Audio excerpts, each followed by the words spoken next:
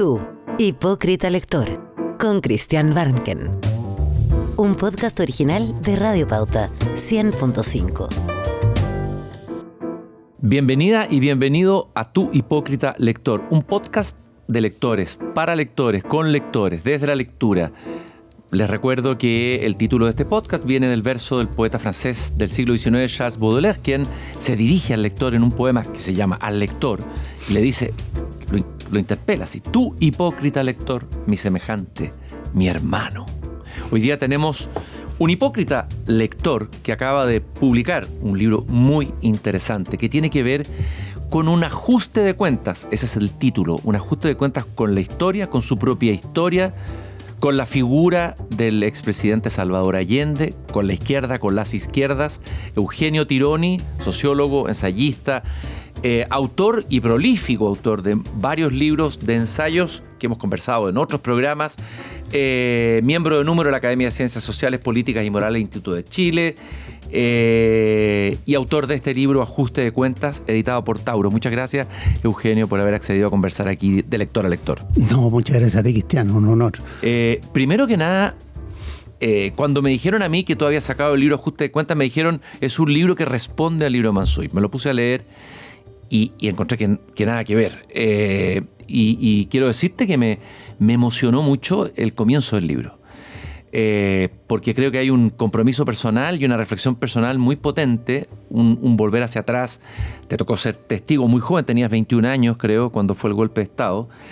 Y de alguna manera tú afirmas que tuviste, digamos, de alguna manera como que, no sé si Allende lo habías metido bajo la alfombra, estaba un poco metido ahí en el fondo del inconsciente, hasta que se acerca la celebración de los 50 años. Y tú intentas una especie de reconciliación crítica con Allende. ¿Qué significa eso, la reconciliación crítica para ti con la figura de Allende?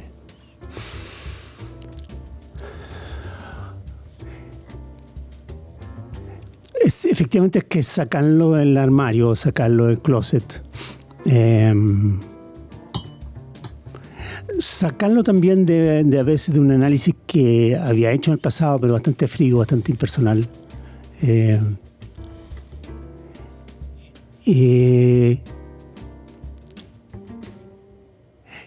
lo cual yo creo que me ayudó el libro de Mansuy. ¿En qué te ayudó el libro de Mansuy?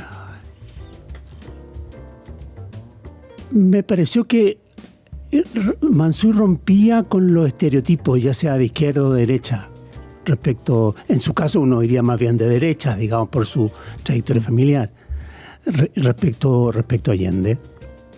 Me gustó en el sentido de la libertad que tiene Mansuy en su aproximación y en su juicio. Uh-huh. Y también un poco a veces su ambigüedad, o sea, no hacer un juicio, sino que dejar un poquito un juicio suspendido, en suspenso, y no categórico, no eso, digamos, en cierto modo, yo creo que Mansuy abrió una cierta ruta, que es lo que dijo el propio presidente Boric comentando su libro, que era un libro que hacía reflexionar. Yo creo que me ayudó eso.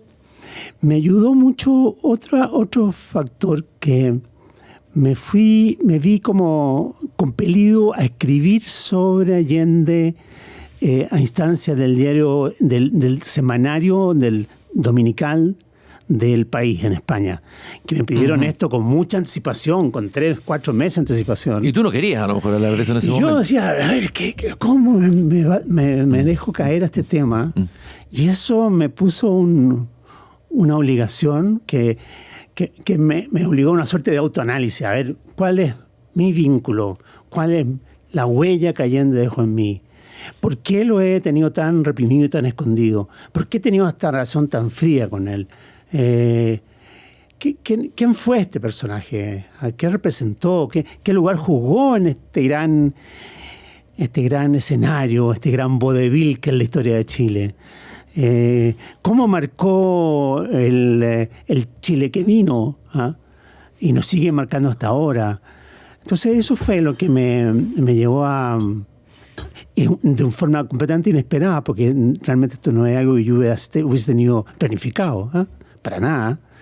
de pronto me vi realmente obsesionado, concentrado en volver sobre mi recuerdo, volver sobre cosas que había escrito en el pasado, y mirarlas con otros ojos, y ponerme a leer a propósito del hipócrita lector, ponerme a leer cuestiones que no había leído respecto de Allende y el periodo de ¿Y tú crees que había algo, qué es lo que había en ese no querer volver hacia atrás? ¿Había algo inconsciente, volver a abrir heridas, porque fue un periodo, me imagino, doloroso, un quiebre potente? Tú tenías 21 años cuando fue el golpe de Estado. ¿Qué fue? ¿Qué crees tú que operó ahí en tu inconsciente, por decirlo así? Yo creo que operó un poco que, por lo menos lo que sería como a nivel más consciente, pero fue que se había hecho demasiada idolatría respecto a Allende. Se había escrito demasiado presentándolo como un mesías, como un ser divino, como un intocable. Y eso para mí, al menos, se había convertido en un obstáculo para emprender la renovación que yo estimaba que debía emprender la izquierda o las izquierdas. En mi caso, la vertiente socialista de la izquierda. Entonces,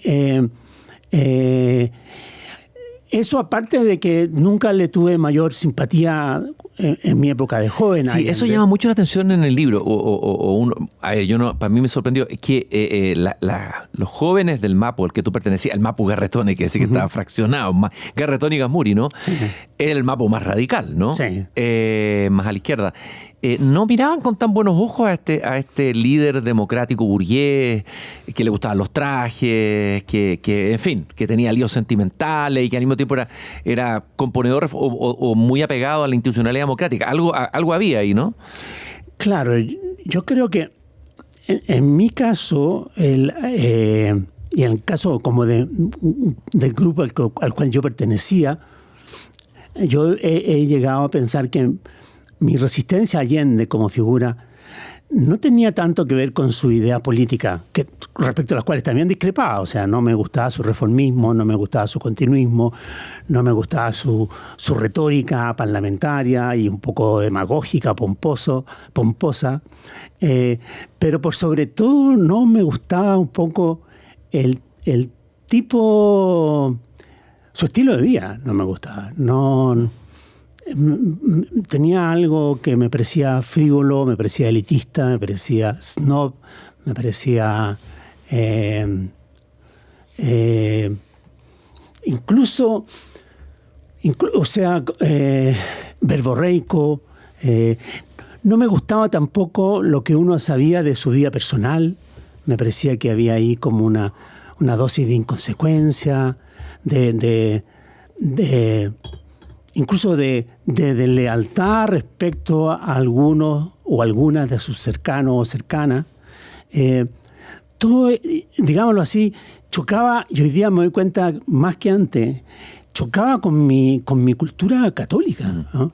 Mi cultura, claro, más culposa, mi cultura más... moralizante también. No, pero sobre todo, y lo descubrí el otro día leyendo un libro que hace un poco una revisión, entre otras, de lo que fue la democracia cristiana, lo que fue la revista Mensaje, de lo que fueron las posturas de los obispos en los 60.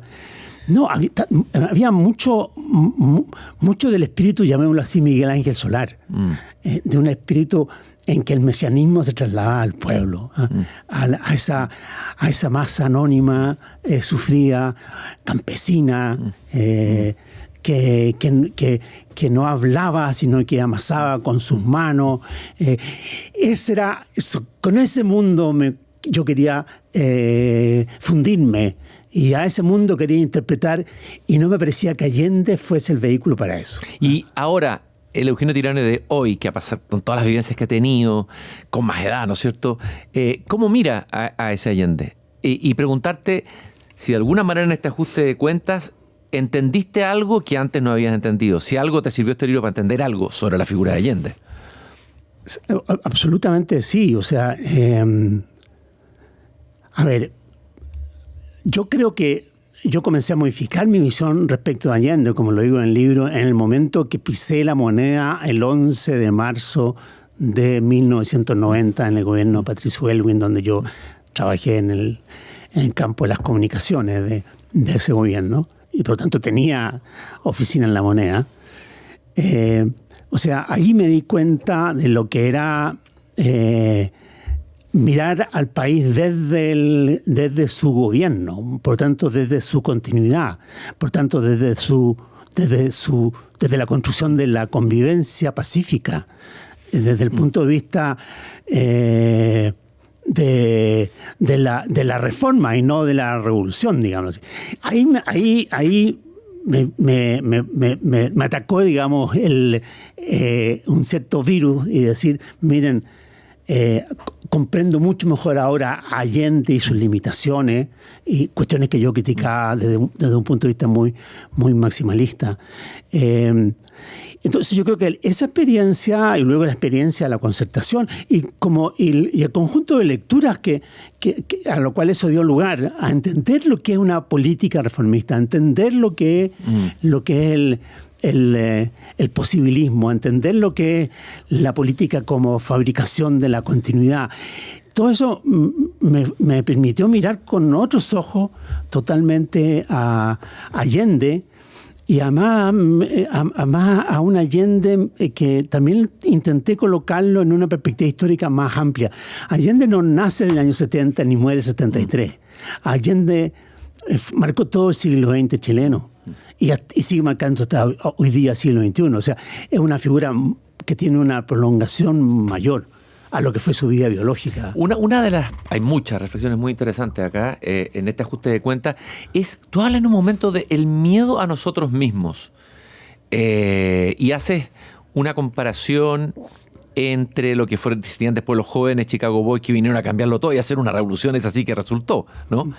Resultó, bueno, con defectos y todo, pero fue una revolución a la generación de ustedes, digamos, y a esa izquierda que quiso cambiarlo todo.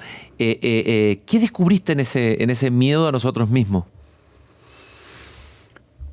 Ahora, yo creo que no se puede entender lo que fue la transición chilena sin ese miedo a nosotros mismos. O sea, en el fondo, el miedo a que si yo no tengo el temperamento capaz de contener y reprimir y postergar mis propias pasiones, mis propios ideales, mis propios objetivos, puedo llevar las cosas a un punto límite en que el tren simplemente se desbarranca y nos conduce a lo que nos condujo la experiencia de la Unidad Popular con el golpe de 73 y todo lo que vino después.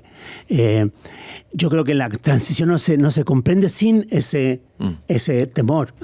Yo creo que también esto vale para una cierta generación de derechas. Claro, eso es lo que decía al comienzo, claro. Que también vale para ellos. O sea, ellos claro, muchos deben haber pensado, en realidad tenemos todo el poder en el año 90, 91, tenemos a Pinochet en la comandancia en jefe, manejamos el poder económico, tenemos digamos, la mayor influencia imaginable sobre los medios de comunicación, tenemos las universidades privadas, pero no nos podemos ir al chancho.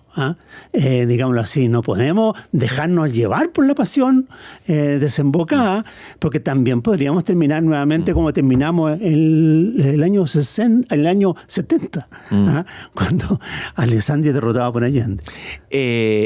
Lo interesante también en este libro, y ya que estamos en el podcast de lectores, es que tú vas conversando, reflexionando en la primera parte del libro y conversando con distintas novelas que vuelves a leer o releer o a leer. Dijiste que leíste varios libros para el tema de Allende, pero hay libros que me imagino que son relecturas. Por ejemplo, me llamó la atención que colocas la novela de Arturo Fontaine, una novela que tiene que ver con la reforma agraria. Cuando éramos inmortales, siempre se recuerda la novela Oír su voz, pero poco se ha hablado tanto de esta novela Cuando éramos inmortales. A ver, ¿por qué te interesó esa novela y por qué la citaste aquí en el libro? A mí me impresionó mucho esa novela cuando la leí, que hace bastante tiempo atrás, 15 años, una cosa así. Yo había escrito muchos años antes, por ahí, fines de los años 78, más o menos, 78, 79, un pequeño opúsculo que se refería un poco a este mismo sentimiento del sentirse inmortales porque éramos los vehículos de la revolución, ¿eh? Y porque éramos la representación del proletariado, que era la clase destinada a zafar a la humanidad de sus cadenas, ¿eh? Y vivimos la experiencia de que eso simplemente se evaporara en cosa de minutos, de horas, ¿eh? Y a partir de eso tuvimos que reconstruirnos. Y en cierto modo esa novela Fontaine expresa esa misma vivencia, pero a partir de un niño, de un joven niño, un adolescente, un niño más bien, que Emilio. Sí. Que tiene la experiencia de la reforma agraria, o sea, tiene la experiencia de que su mundo, ese mundo que era controlado por sus padres, que le rendía pleitesía, en que estaba construido para producir su bienestar, de pronto se desintegra. Y tal vez esa novela sirve para entender el trauma que significó para una cierta clase alta chilena. El que ha hablado de esto es Max Colodro, que él ve ahí una herida, un quiebre fundamental, una fisura fundamental de lo que va a venir después, digamos. Por supuesto.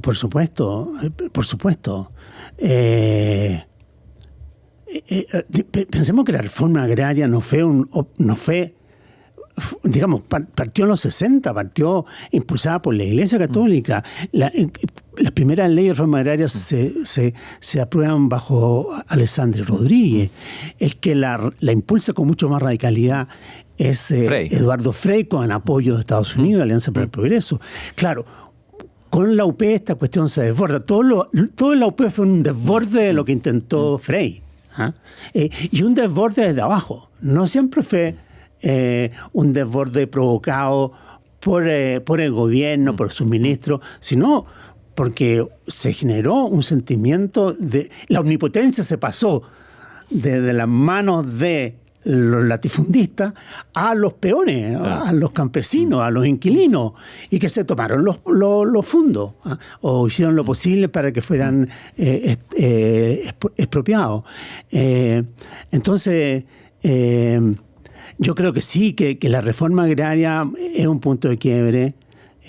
Ahora, muchas sociedades han vivido experiencias parecidas, ¿no es cierto? No creo que sea la más traumática que haya vivido sociedad alguna, digamos, pero sí que fue muy importante. Fue muy importante porque nuestra clase aristocrática estaba muy basada en la tierra, claro, que era una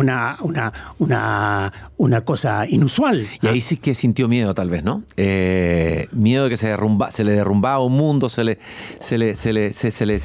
perdía una base, ¿no? Pero fue un miedo, sobre todo a esto que habla la Katia Araujo, a esta insubordinación de los subordinados, sí. A esta insubordinación, claro, de los inquilinos, a esta insubordinación, sí, del mayordomo, del capataz, del herrero. Que de un día a otro pasó de la sumisión al exigirle a la familia que dejaran la casa patronal porque esa casa era de ellos. Yo creo que ese shock tuvo un peso parecido al shock que otros vivimos con el bombardeo de la moneda. O sea, uno veía a los Hawker Hunters bombardeando la moneda y uno decía, esto no puede pasar en Chile. Yo supongo que a las personas que vivían en esa casa rodeados de sirvientes que se parecían, digamos, sí, lacayos perpetuos, al ver que de pronto se tomaban la casa y el terreno, dijeron, esto no puede pasar. Entonces, sí. Ahora, no creo que no son equivalentes. El desconcierto, la extrañeza de Emilio, o de Fontaine, pero tú colocas frente a frente otra novela. Frente a la novela de Fontaine, una novela que después, pero que tiene que ver con una mirada retrospectiva, que es Formas de volver a casa, de Alejandro Zambra, que es una novela ambientada en los años 80, en que los hijos ven llorar a sus padres que escuchan por la radio las noticias de allanamientos y muertos. Yo me acuerdo de mi madre llorando, escuchando el discurso de Allende. O sea, a ver, ese libro de Zambra. Ese libro de Zambra también me golpeó mucho en su momento, porque sentí al leerlo lo que fue el sentimiento de su generación, que es bastante cercana a la generación de mis hijos mayores, particularmente mi hijo mayor, que nació en el año 74, por tanto que vivió todo este periplo con nosotros, que es el día que nosotros dejamos de ser importantes, que es lo que dice Zambra. Dejamos de ser el centro del mundo. Nosotros no tuvimos el privilegio, o a lo mejor privilegio, o a lo mejor maldición, de ser el centro de la vida de nuestros padres. Porque nosotros, sus padres, nos dedicamos a otra cosa, nos dedicamos a intentar, en nuestro caso, en mi generación, a intentar deshacernos de Pinochet, defender los derechos humanos, recuperar la democracia. Otros, quiero decirlo también, se dedicaron probablemente a construir un mundo nuevo a partir de la economía de mercado, pero los hijos dejaron de ser importantes. Estás escuchando un podcast original de Radio Pauta, 100.5. Oye, Eugenio, y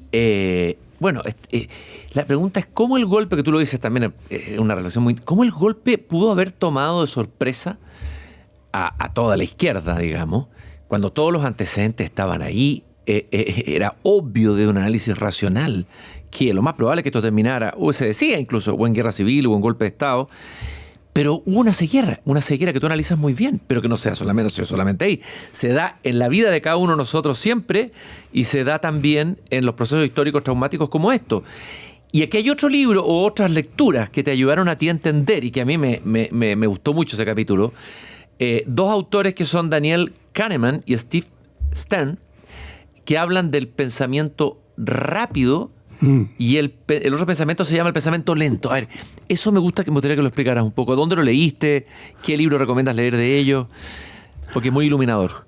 Son dos cosas distintas. Daniel Kahneman es un psicólogo israelito-americano que ganó el premio Nobel, hará unos 15 años atrás. Y gana el premio Nobel porque él establece una cierta teoría en la cual combate la noción de que las decisiones económicas son racionales, digamos, que funcionan. Eso es lo que llama el sistema 2. El sistema 2 es el sistema de pensamiento racional, calculado, que piensa en probabilidades. Dice, la gran mayoría de nuestras decisiones, las más importantes, las tomamos con el sistema 1, que emocional e intuitivo. Ahora, la intuición no es cualquier cosa, la intuición contiene mucho saber acumulado. Mucha información, ¿da? Mucha información, claro, que hay que rastrearla, digamos, siglo y siglo atrás.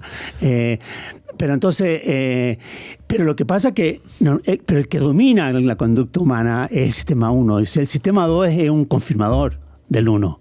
Entonces, tú podías entregarle toda la evidencia, nos podías entregar toda la evidencia de que venía un golpe, o toda la evidencia de cualquier cosa, pero si mi sistema 1 no quiere escuchar esa evidencia, no quiere aceptarla, la niega nomás, cierra los ojos, no escucha. Y eso es lo que nos pasa a nosotros. Y eso es lo que le pasa en general, nos pasa a los humanos todos los días. El típico caso de alguien que cuenta que se enamoró de una persona que era maravillosa, seductora, pero habían antecedentes que decían que iba a ser a lo mejor un abusador, alguien violento, pero finalmente se tira bajo la alfombra toda esa información, ese chequeo racional, no sé cómo llamarlo, ¿no? Y predomina lo otro. Es que es tremendo, porque habla de nuestra ceguera. Claro, pero sin esa ceguera no haríamos nada. Estaríamos paralizados. Estaríamos paralizados. O sea, en ese sentido la vida es siempre una apuesta que está guiada por el sistema 1, digamos. Y el otro es Stern, un historiador americano que hace esta lectura sobre Chile, de cómo fue capaz la izquierda de esa época de tener esta confianza mítica respecto al sistema institucional, digamos, a la democracia política. Como que era algo que no tenía manera de quebrarse. Entonces eso para mí también fue muy iluminador. Bueno, toda esta confianza que tenía Allende en sus declaraciones del ejército de Chile, que el ejército nunca iba a ser leal a la democracia, que los generales constitucionalistas, etcétera, ¿no? ¿No quería verlo Allende? O sea, ¿se estaba autoengañando? ¿Qué crees tú que le pasó ahí? Él tenía información, o sea, manejaba información. Yo creo que Allende tenía una relación muy especial con los militares, se sentía parte de la familia, en cierto modo militar. Había hecho servicio militar en una época en que no todo el mundo lo hacía. Él había tenido siempre buenas relaciones con ellos. Él confiaba mucho, por lo tanto, en ese vínculo y en su astucia, en su instinto político para manejar un poco la cuestión militar. Nunca dejó que los partidos entraran en este campo. Este es un campo exclusivo del presidente de la República. No dejó fisura para que entraran los partidos que quisieron meterse en la nominación del alto mando y cosas de ese tipo. Él lo mantuvo como una zona cerrada para su autoridad. Él confió mucho en Carlos Prats. Carlos Prats fue como su principal soporte dentro del ejército. Y ahora él vio, particularmente en el momento que Prats renuncia, cuando Prats le señala, mire, yo no soy capaz de controlar esta efervescencia que viene de abajo, no puedo controlarla más. Y si yo intento controlarla, se produce una guerra civil. Claro. Y frente a eso, Prats renuncia, y Allende entra ya en ese minuto, después de la renuncia de Prats, creo yo, en una suerte de estado casi melancólico y fatalista. O sea, él ya ve que esta cuestión no tiene mucha vuelta porque los partidos le cerraban las puertas y le amarraban las manos para poder negociar con la democracia cristiana, con la iglesia, con las propias Fuerzas Armadas. 2, porque veía que su capital de confianza con la democracia cristiana estaba roto. La democracia cristiana ya no le creía o le ponía condiciones que no estaba dispuesto a entregar, digamos, y iban contra su honor, digamos, contra su orgullo. Y por lo tanto, él yo creo que ya comenzó a amasar la idea que había anunciado mucho tiempo antes de un fin trágico, de ser un miocid. Ahora, ¿tú crees que el acto del suicidio fue un acto valiente o un acto cobarde? Algunos dirían que es cobarde en el sentido de que a lo mejor lo otro implicaba un sacrificio mayor, no sé, organizar una resistencia, pero muchos se sintieron abandonados, o sea, dejados. Entonces, es difícil. ¿Cómo estas discusiones yo las he tenido sobre mesa, digamos, quienes hemos defendido la figura de Allende y otros que dicen, no, fue un acto cobarde, lo más fácil era suicidarse y que pasar a la historia inmortalizada? ¿A qué conclusión llegaste tú releyendo y volviendo sobre Allende y leyendo todos estos libros, digamos? Digamos, yo lo tomé en su momento como un acto, digamos, usar tu término, no lo habría usado así, pero ya, digamos, un acto cobarde, un acto al menos mezquino, un acto una prueba más de su individualismo, de su caudillismo, que es lo que le imputa a Altamirano, que lo acusa: Salvador, tú te quieres salvar a ti mismo, pero no estás pensando en todos nosotros. Que es lo que le imputa a Hernán. Vamos a hablar de ese libro de todas maneras, sí. O Ariel Dorfman. O sea, bueno, sí. Yo fui parte de los que le imputó eso. Y ahí ahora, en el balance final. No, en el balance final lo encuentro un acto de un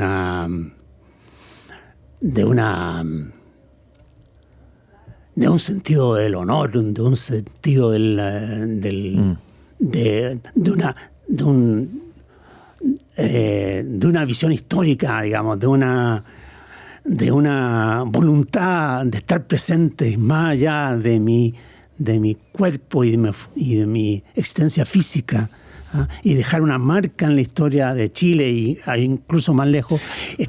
Extraordinaria. Increíble. Y ahí aparece algo religioso. Y además aparece algo religioso. Pero hay otra cosa. Él pensaba, Allende, que su muerte evitaba una guerra civil. Que su entrega habría sido, y su rendición podría haber sido tan tumultuosa, podría haber producido en esas horas que eran horas muy, muy inciertas. O sea, el propio Pinochet no sabía si iba a tener el respaldo de todos los generales, ni de todos los oficiales. Y es por eso que actuó con la dureza que actuó, porque él estaba dando una señal interna más que externa.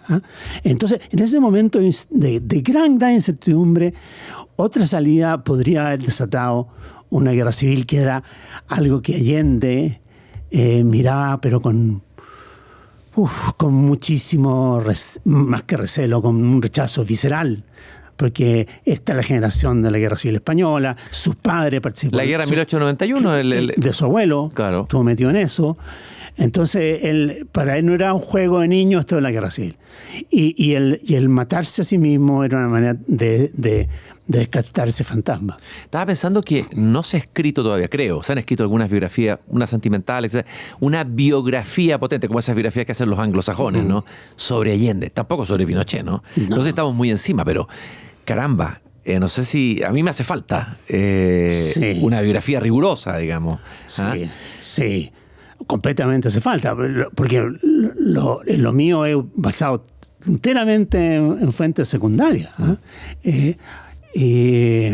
Ahora, hay harto escrito sobre Allende, pero es cierto que no hay una de esas biografías, como tú dices, anglosajona, en que ya se mete a fondo. Pues. Sí. No hay.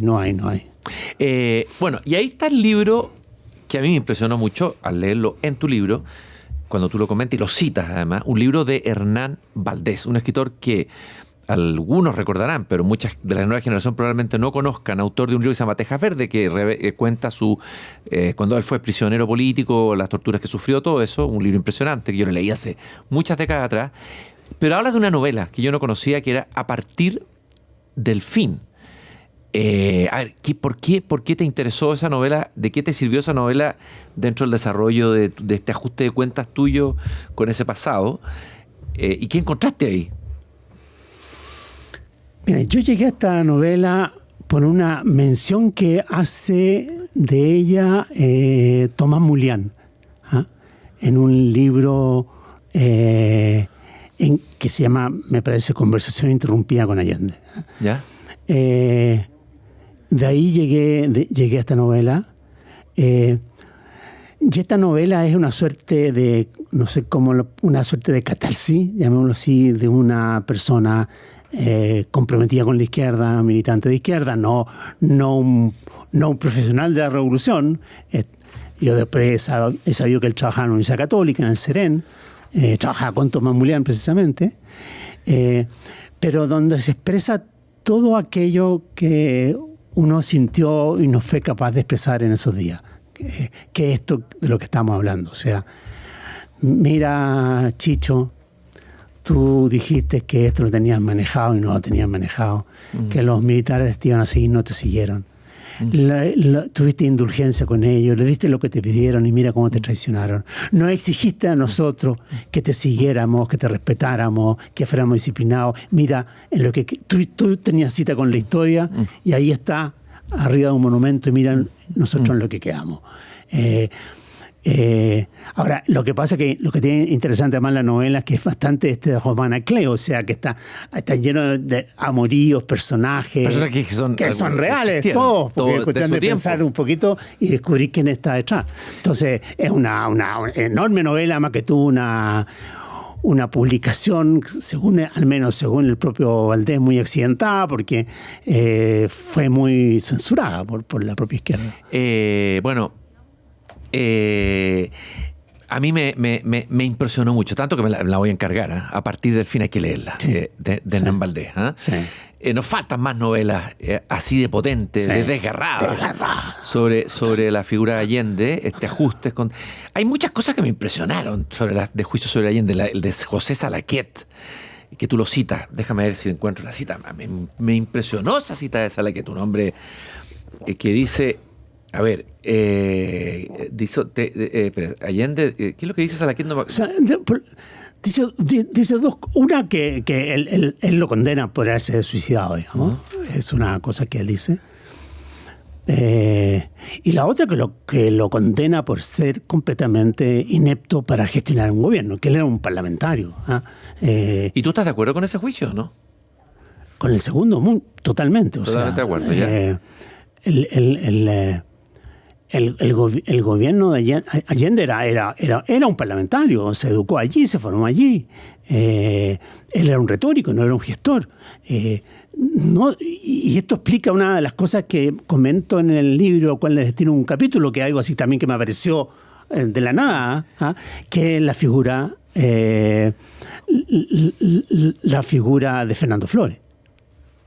Fernando Flores era un joven ingeniero de la Católica que trabajaba con Fernando Castillo, que él quiso entrar al gobierno, el MAPU, Rodrigo Ambrosio en particular lo coloca como gerente técnico de la Corfo, por esa vía, desde allí, y como había venido trabajando antes sobre mecanismos de gestión, de control, basado en la cibernética, que es una ciencia emergente, pensó que podía usarse esa plataforma para manejar las empresas estatizadas.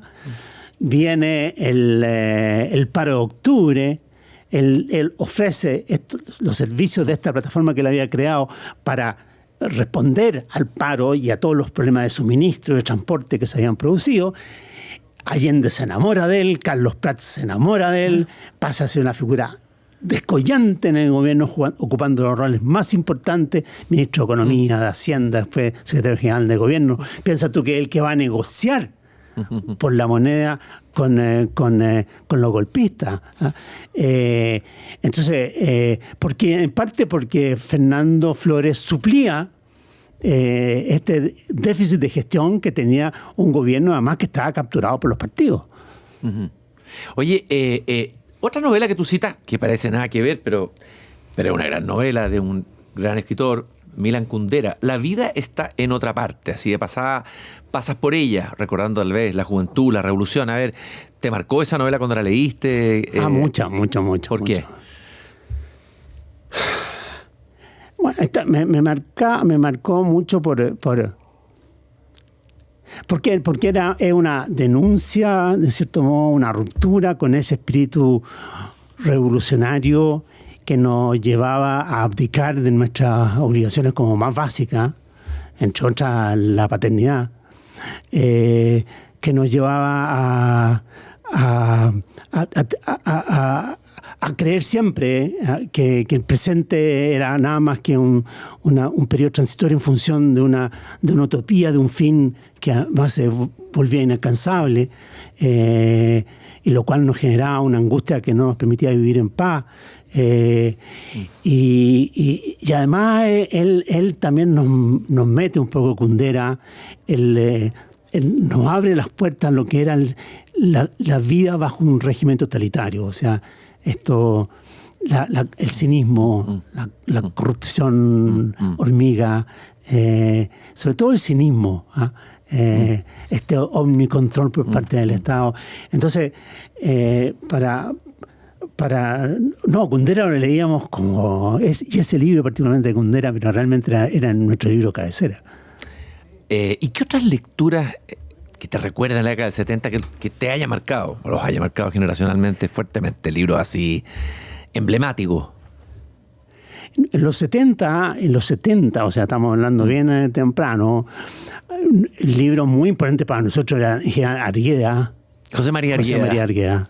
Los ríos profundos. Esa era un poco la ética en la cual nos inscribíamos. Con el indigenismo andino y todo. Claro, ¿no? Y con este... Gran escritor aquí. Gran. Lo rescató Vargas Llosa después, en una vida tan distinta, escribió un ensayo muy bueno sobre el gran escritor. Gran escritor. Sí, claro. Gran escritor. Que un poquito, digámoslo así, el culto al pueblo, un poquito Rulfo también. Muy rulfiano también. Está en la misma línea.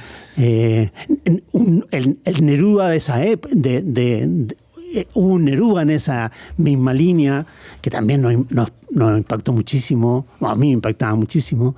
Yo diría que el propio Vargas Llosa, La guerra al fin del mundo. También. Mucho. Tiene que ver con la utopía. Por supuesto, está en la misma línea que lo de Kundera. Claro, la utopía. Y bueno, la verdad, la vida estaba pensando, acordándome que esa frase que le coloca el título, la verdadera vida está en otra parte, viene de una frase de Rimbaud que dice: La vraie vie est ailleurs.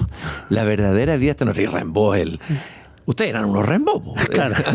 De la política, ¿no? Claro. Los jóvenes del MAPU, ¿no? Sí. Tú te escuché leer por ahí que me cuesta enganchar con la mera ficción, pero veo que aquí la ficción jugó un papel importante. Citas mucho la ficción. A ver, ¿cuál es tu relación con la ficción como género? ¿O te gusta leer más los ensayos? No. No, yo leo su poco de ficción. Yo creo que leo más ficción que ensayo, al final de si cuento por horas del día. Ahí también, si tú dijiste libros influyentes sobre nosotros, en esa época fue Casa de Campo. De José Donoso. Sí. Muy influyente. ¿Por qué? A lo cual volví a leerlo ahora. Sí, lo citas. Sí, lo citas cito. Una parte. Mira, entré a leerlo así casi un poco por obligación, no lo pude soltar. No lo pude soltar. Porque nos permitió comprender que la cosa era más difícil de lo que creíamos, de lo que habíamos pensado, de que esto de la reforma agraria, de que esto del autoritarismo o de la violación de los derechos humanos, que esto de la insubordinación de los lacayos, que esto de la violencia y de la tortura no eran fenómenos digamos superficiales, sino que tenían una raíz en la historia y en la cultura chilena muchísimo más profundo. O sea, nosotros veíamos una superficie así muy pequeñita de un pozo muy profundo y muy oscuro. Ese pozo oscuro el que nos muestra Donoso. Y muy desesperanzador, digamos. También fue para nosotros influyente, ya más tarde, esa novela de Donoso, que es La Desesperanza, que también la volví a leer, que me decepcionó enormemente, a diferencia de Casa de Campo. Sí. Pero enormemente. Pero en su momento para nosotros también fue muy marcador. O sea, porque él mostraba allí, él ratificaba la noción de que esta cuestión no tenía salida, la dictadura de Pinochet. O sea, el enfrentamiento entre los chilenos que daba lugar a la dictadura. Y eso fue para nosotros como importante, esa visión para decir, bueno, vamos a tener que buscar otros caminos, otras vías. Y que llevaron un poco a lo el no y al tipo de transición que tuvimos. Eugenio, vamos a ir un poco atrás al lector más niño y más joven. A ver, en tu familia se leía mucho, tu padre era lector, todas las de tu padre. Hay también una reconciliación con tu padre en el libro, Sí, cierto. ¿Cierto? Sí, cierto. Gran tema, la búsqueda del padre, ¿no? Cierto, ciertamente. Ciertamente, claro, porque yo siempre tuve, como mis padres eran separados, yo vivía con mi madre, a mi padre lo veía poco. Con mi madre siempre tuve una relación muy conflictiva, con lo típico que las tiene, porque además por razones políticas, por la polarización, ¿no? Háblame de polarización al interior de la familia. Al interior de la familia, como fue entre los finos 60 y el 70 y de ahí en adelante. Pero claro, pero mi padre, uno lo miro ahora con distancia, él fue silenciosamente, calladamente, sin palabras, mediante un respaldo muy importante para sobrevivir en esos años. Entonces, claro, pero mi familia no era una familia lectora, no. Ya. ¿Y algún libro que recuerdes así, de los primeros libros que después de terminar de leerlo, fuiste otro, por decirlo de alguna manera? No sé, o en la adolescencia o en la juventud, un ensayo, lo que sea, o una novela. ¿Algún libro de esos que uno guarde como libros talismanes dentro de uno? Pucha, me lo tiras así, yo te respondería Emilio Salgari. Claro. Todo Emilio Salgari, Sandokan. Ahí puede estar este espíritu ramponiano. Aventurero, de la aventura política. De los aventureros políticos. Y de que todo es posible. Entiendo que te gusta Sándor Márai, te leí por ahí que habías leído La Mujer Justa, qué gran novelista de Sándor Márai. Muy bueno. Muy bueno. A mí un ensayo que me golpeó muchísimo, pero también, como yo diría ya en los 80, Miloš Česlav Miloš. No, hay dos Miloš, porque el otro que es el premio Nobel de Literatura, que es poeta. Ya, perfecto. Sí. Ya. ¿Y qué es lo que de qué lo que se llama? No, es también que me interesó mucho en los años 80, como por la vía de la novela, de entender poco, en cierto modo, el fenómeno totalitario, por la vía de los ensayos, y por la vía de la microexperiencia, más que de la gran teoría a los Solzhenitsyn, digamos. Entonces, estos autores, en el sentido, Kundera o Miloš, me impactaron mucho en esa época. Estoy hablando post-73, digamos. Bueno, hoy siempre Vargas Llosa nos acompañó, sin lugar a duda, García Márquez, todo García Márquez. Y hoy, en esta la última pregunta de Hipócrita Lector, ¿qué estás leyendo? ¿Qué recomendarías? ¿En qué estás? ¿Algún libro que te hayas topado el último tiempo que te o que ha llegado por azar o que lo buscaste y que sirva para otro tipo de ajuste de cuenta, a lo mejor? Todo libro sirve para un ajuste de cuenta con uno mismo. Ahora, leo bastante. Me gustó muchísimo un libro que se llama A lo lejos, de Hernán Valdés, se llama también. ¿Ya? ¿No? ¿Enrique Valdés? No. Hernán Valdés. Hernán. Se llama el mismo que escribió Fortuna, Trust. Ah, ya. Ok, No lo he leído. ¿Ya? Inmenso libro. Me gustó mucho ese libro. Leí un librito y estaba leyendo uno un poquito más largo, el noruego, Jan Foss. Jan Foss, sí, interesantísimo. Premio Nobel. Una sorpresa ese escritor. Es tremendo. Tremendo. Hay un hombre que se pierde en la nieve, me acuerdo. Es uno. Otro, una mujer que su marido se pierde en el lago, en el mar. En el fiordo. En el fiordo, está esperando. Son unos monólogos interiores. Es un gran escritor, Jan Foss. Precioso. Ahora, difícil, pero me ha gustado mucho. Los nórdicos tienen interesante literatura. Eugenio, te quiero agradecer el tiempo que te has dedicado a venir a compartir con nosotros tus lecturas y también tus ajustes de cuentas personales. Recomiendo especialmente Ajuste de Cuentas, Salvador Allende y la renovación de las izquierdas, de Eugenio Tironi, editado por Taurus. Gracias, Eugenio, por haber estado con nosotros. Muchas gracias a ti, Cristian, por esta oportunidad. Y nosotros nos encontramos nuevamente en el próximo podcast. Pueden buscarnos en Spotify, ahí están todos los podcasts anteriores. Y los días viernes en Radio Pauta a las 8 de la tarde se estrena el podcast o la conversación nueva. Muchas gracias por habernos acompañado, queridos y queridas hipócritas lectores. Tú, Hipócrita Lector, con Christian Warnken. Un podcast original de Radio Pauta 100.5.